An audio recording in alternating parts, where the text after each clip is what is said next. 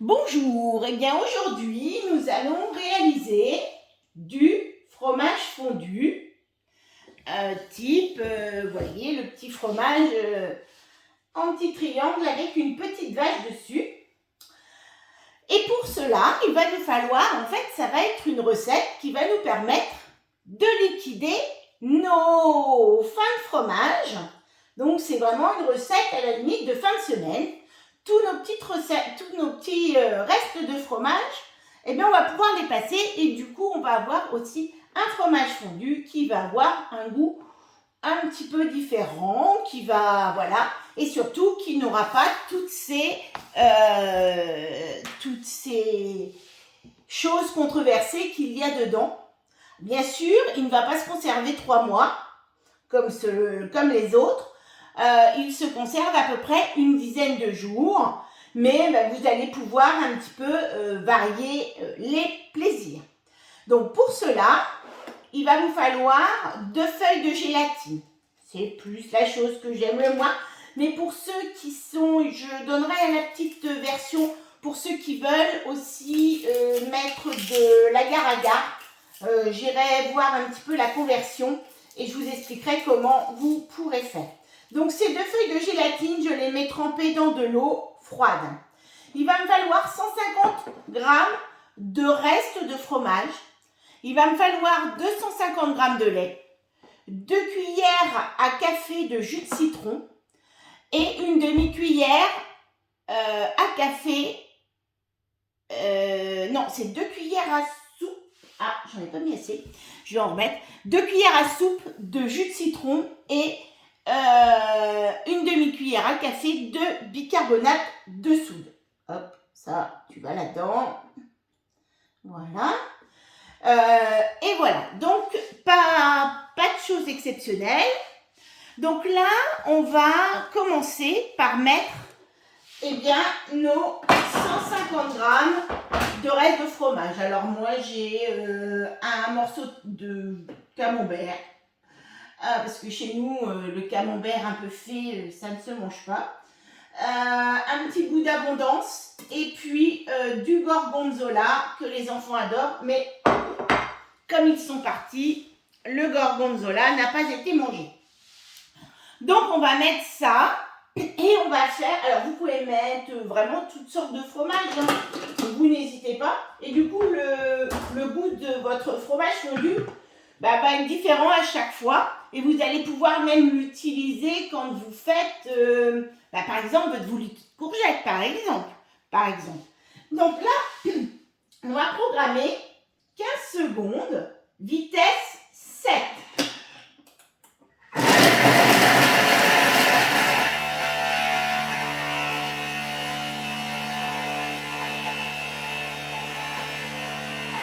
Donc là, je vais même l'arrêter parce que j'avais pas beaucoup de fromage à pâte dure. C'est vrai que quand vous avez des fromages, j'avais plutôt des fromages à pâte molle. Mais quand on a des fromages à pâte dure, ça permet de bien les mixer. Mais là, j'avais qu'un petit peu d'abondance dessus. Bon, n'hésitez pas, hein, si vous n'en reste pas tout à fait assez, vous mettez un petit bout de gruyère dedans.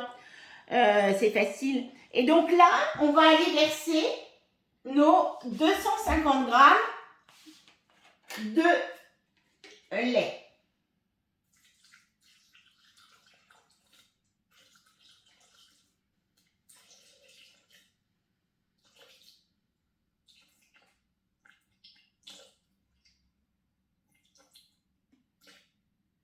Voilà. Et c'est vrai que chez nous, quand le fromage commence à être un tout petit peu fait, plus personne ne veut en manger. Ça reste, puis après on le jette. Alors c'est quand même dommage. Le fromage, c'est quand même quelque chose qui coûte cher. Et puis en plus, qui est très bon pour la santé, donc c'est dommage de le jeter. Donc là, on va maintenant remettre notre couvercle avec notre gobelet doseur et on va aller programmer 5 minutes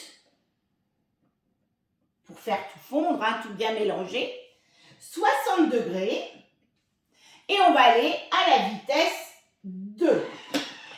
Voilà.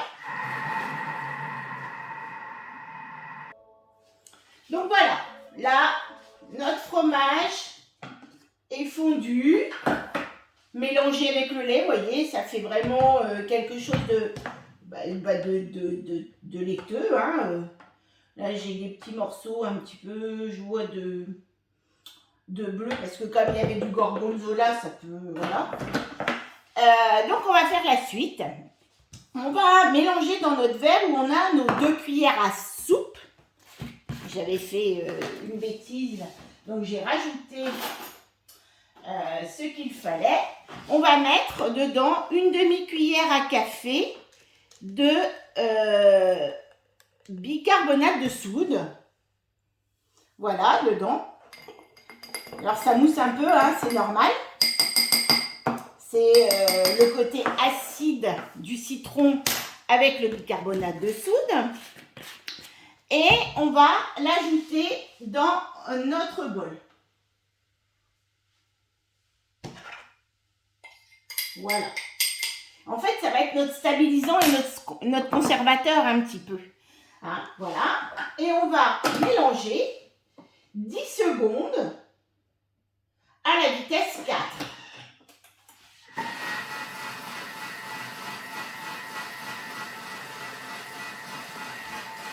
Je ne vais pas ranger. Ah. Maintenant, on va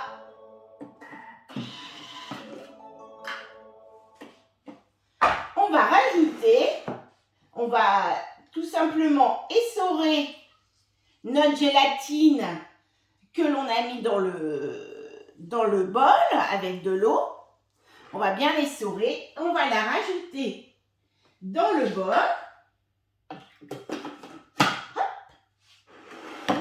On va bien sûr mélanger 10 secondes, vitesse 4, pour bien la mélanger.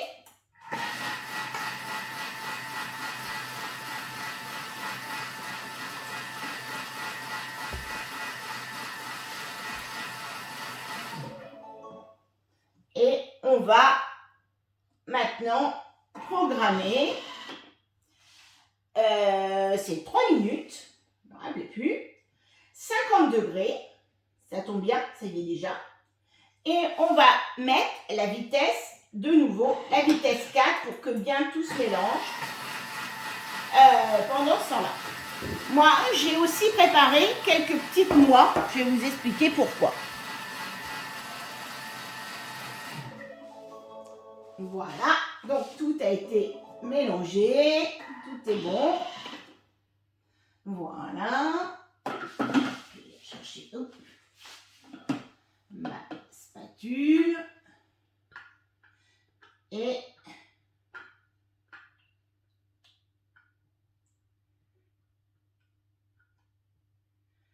je mets bien tout à l'intérieur. Tout est impeccable. Bien sûr, là, c'est liquide. Alors, par contre, il faut un petit moule en silicone pour que ça puisse bien se démouler après.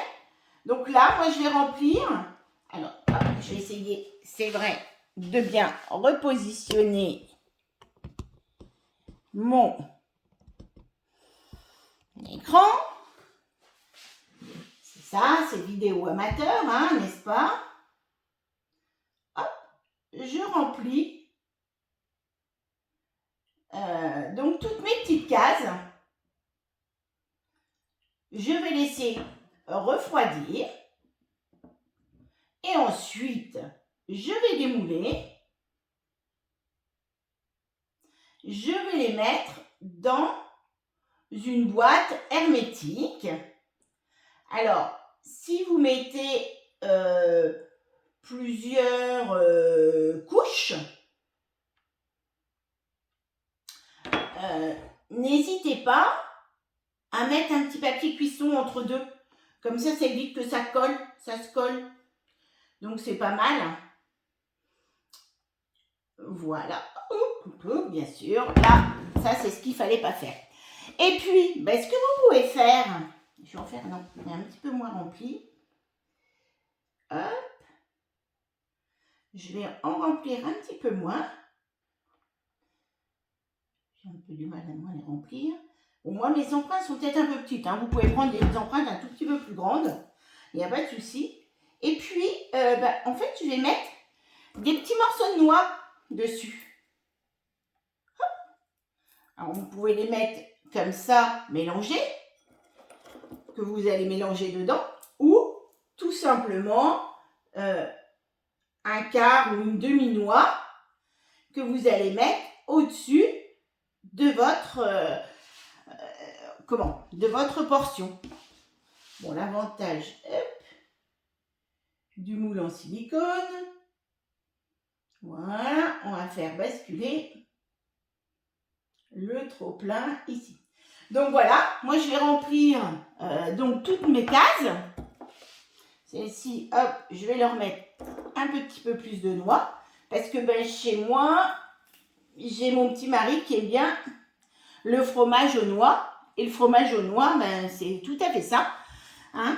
Et puis là, vous avez quand même quelque chose de tout à fait naturel.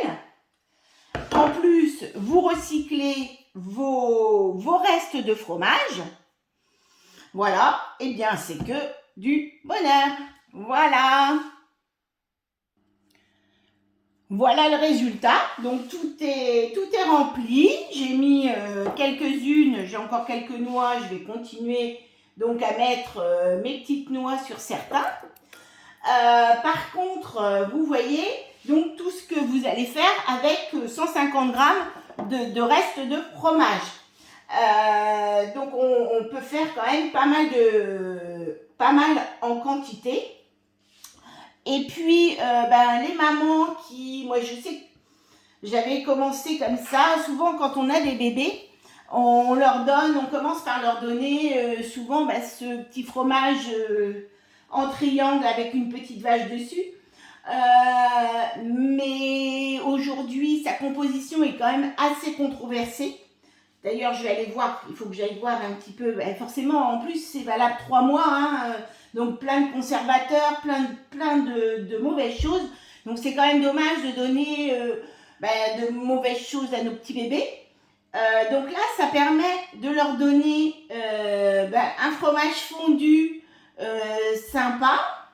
Et puis, vous allez aussi pouvoir leur varier les goûts et donc leur apporter peut-être des goûts différents en fonction des fromages que vous allez mettre à fondre dessus. Donc, vous voyez, moi, je trouve que c'est une recette qui est très sympa et non seulement anti-gaspi, saine, et puis voilà, qu'on va pouvoir utiliser pour pas mal de choses. Voilà, et je vous dis à bientôt pour une autre recette.